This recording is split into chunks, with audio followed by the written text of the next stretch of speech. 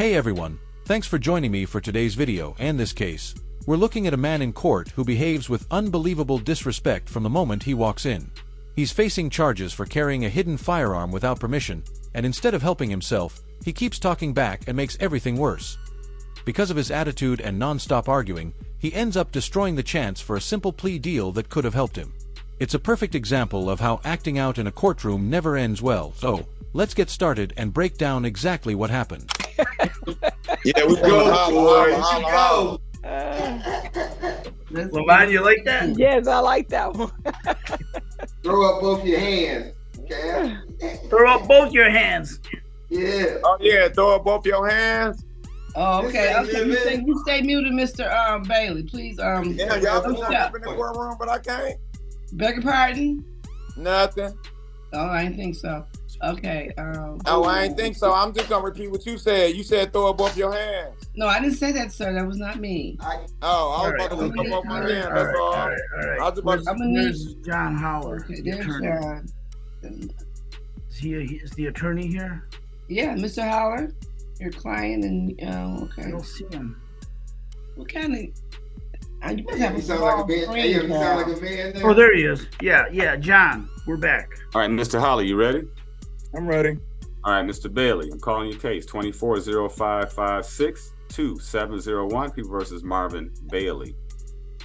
Good morning, Your Honor. Cal Nature for the people. Where's the nitro camera not on? Oh, yeah, I I'm don't see a him. girl. Okay. Hold on, sir. Yeah. Mr. Holly, appearance. John J. Holler on behalf of Mr. Marvin Bailey, who's joined us by the Zoom technology. All right, Mr. Bailey, I need your name, sir. Marvin Bailey. All right, good morning. All right, Mr. Nager, any offers here?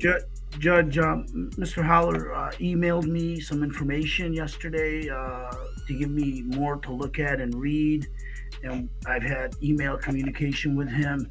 Currently, the offer is no reduced plea. All right, how you want to proceed today, Mr. Holler? Well, the offer is no reduced plea and two years of probation. Isn't that right, Mr. Najjar? Correct. Okay. With other conditions, that's correct. Okay, with some other conditions to be determined. If we can do a situation where my client can pay in lieu of community service, something like that, we can take a plea today. So, the deal on the table is 2 years of probation for a felony charge, which honestly sounds like a very reasonable offer. Most people in his situation would see this as a chance to avoid a much harsher outcome. But this man believes he understands the law better than everyone in the room, all because he's watched a few videos online. Instead of listening to the professionals or considering the consequences, he convinces himself he has all the answers. This kind of overconfidence only puts him in a tougher position, and you can see the judge getting more and more frustrated as he keeps insisting he's right. Bailey's camera's off. I'm here. All right, you understand what the prosecutor's offer is, sir?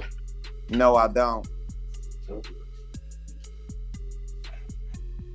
Mr. Nager. I don't even see the prosecutor. Who is the prosecutor? His camera's not on. What does that have to do with it, Judge? The offer that we've discussed is to plead guilty to carrying a concealed weapon without a license to do so, which is a felony. 2 years, a sentence agreement of 2 years of probation, and you will have the opportunity to pay. Fuck them. Wow, talking like that in a courtroom is a serious mistake. Just because your camera is off doesn't mean your microphone isn't picking up every word you say. People forget that one small comment can be heard loud and clear by the judge. Even if they think they're muted, slip-ups like that may seem minor, but in a courtroom, they can turn into real consequences. Disrespectful remarks can easily lead to immediate contempt charges, which means actual jail time. It's a reminder that every word counts when you're standing before the court. Hey. Okay. Mr. Bailey, watch your mouth, sir. Man, okay. Here's what's gonna happen, Mr. Bailey. If you keep it up, I'm gonna bring you into the courtroom and take you into custody and find you in contempt. Settle down, All sir. right, bro. All right. That's the judge, not your bro. All right, sorry about that. Sorry about that, Judge. All right, go ahead, Mr. Holland. Okay, thank you, Your Honor. And at the time of sentencing, the court can determine that that Mr. Bailey would be able to pay a certain sum of money in lieu of community service if he so chose. So it would be like an either or type of thing. So that the court would determine an appropriate amount of community service versus an appropriate amount of additional costs or fines, however we want to characterize that he could pay at his election. He would be on probation for 2 years. All right. Mr. Bailey, you understand what that offer is, sir? Yes. All right, you waive your right. Now you understand you have a right to have a preliminary examination, sir? Yeah. You waiving your right to have a preliminary examination today? Yes, sir. Anybody threaten you or force you to get you to waive your examination right today? No, don't nobody threaten me. All right, court's going to accept the waiver. Mr. Bailey will automatically be bound over. Mr. Holler, as it relates to the arraignment, he's standing mute and waives the formal reading of the information. I do. Court's going to enter not guilty plea. Hey, can I ask a question?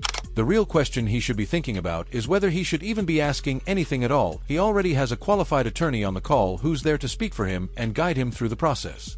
Instead of jumping in with random questions, it would make a lot more sense to talk to his lawyer first. Any concerns or issues he wants to raise should go through the person who actually knows how the court works. That way, he avoids confusion, stays respectful, and doesn't accidentally make things worse for himself. Go ahead, sir. Can I ask a question? Go ahead, sir. After we do this plea, like after I finish my probation and complete everything, like, would I still be able to get my license? Because I like to have my documents intact, in order, and everything. All right. I know I was wrong for the case and everything, but like, would I be able to do that? You have to talk to Mr. Holler about that. He can give you the legal advice. Okay. All right, please raise your right hand.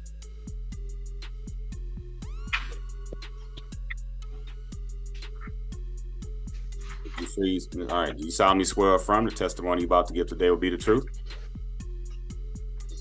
Yeah. Yes? Yes. Yes. All right, you can put your hand down. You understand if I accept the plea from you today, sir, you give up or you waive? First of all, you understand that the maximum penalty I can impose if I accept a guilty plea can be up to 5 years in prison. Yeah. You understand if I accept the plea from you, sir, you give up or you waive certain constitutional rights. Yeah. You understand you waive your right to have a trial by judge or jury. Yes, sir. You have your right to remain silent without that silence being used against you. Understood. Is that yes? Yes, sir. You have your right to be presumed innocent until proven guilty beyond a reasonable doubt.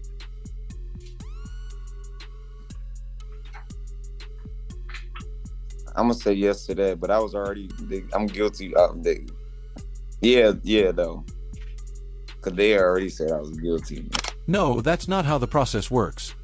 The court can't accept your guilty plea unless you clearly state, on the record, what you did that broke the law.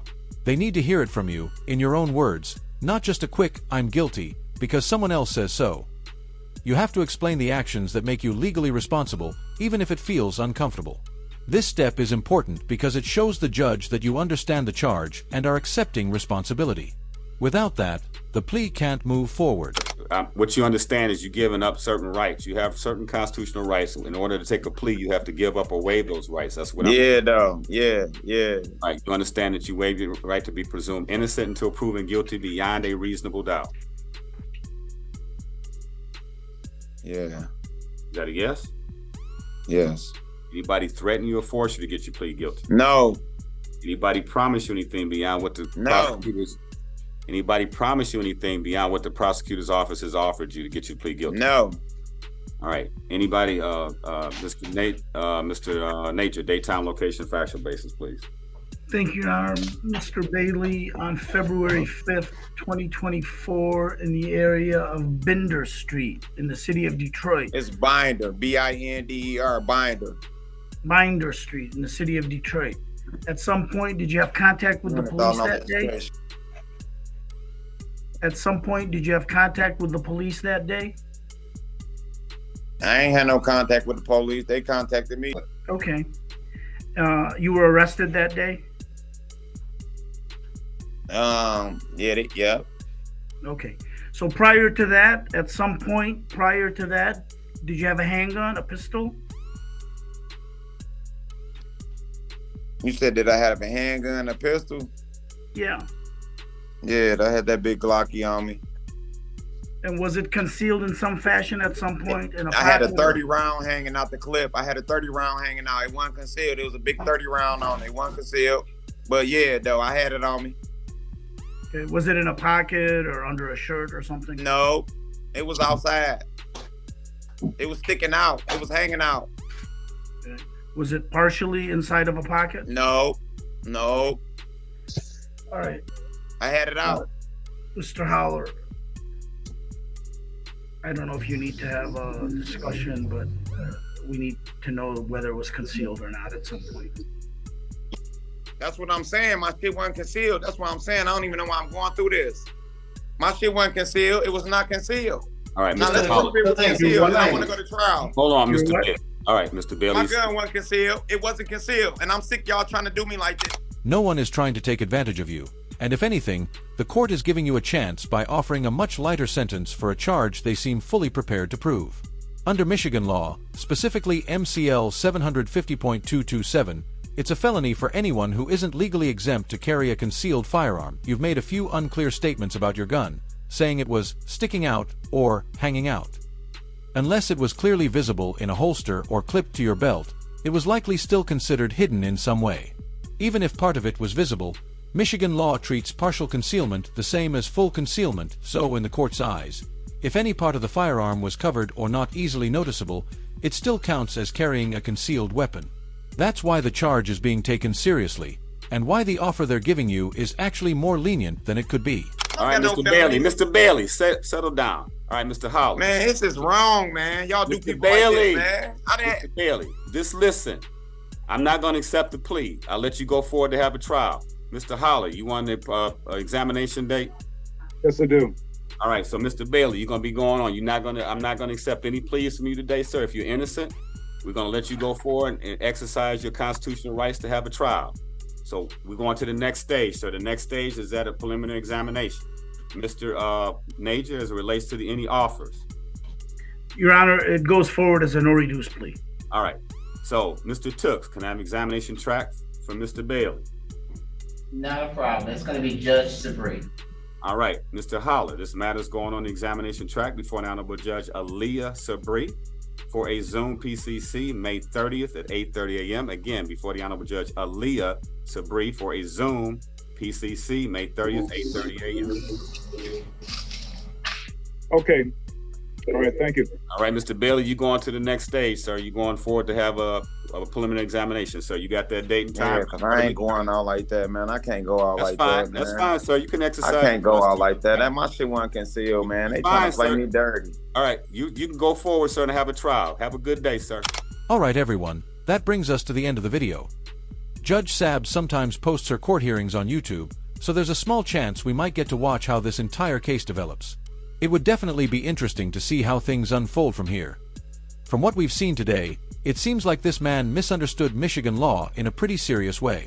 Unfortunately, by arguing instead of listening, he may have turned a simple probation offer into a situation that could lead to real jail time. It's a reminder that the way you handle yourself in court can make a huge difference in the outcome. If you enjoyed the video, feel free to hit the like button, and if it wasn't your thing, the dislike button is there too.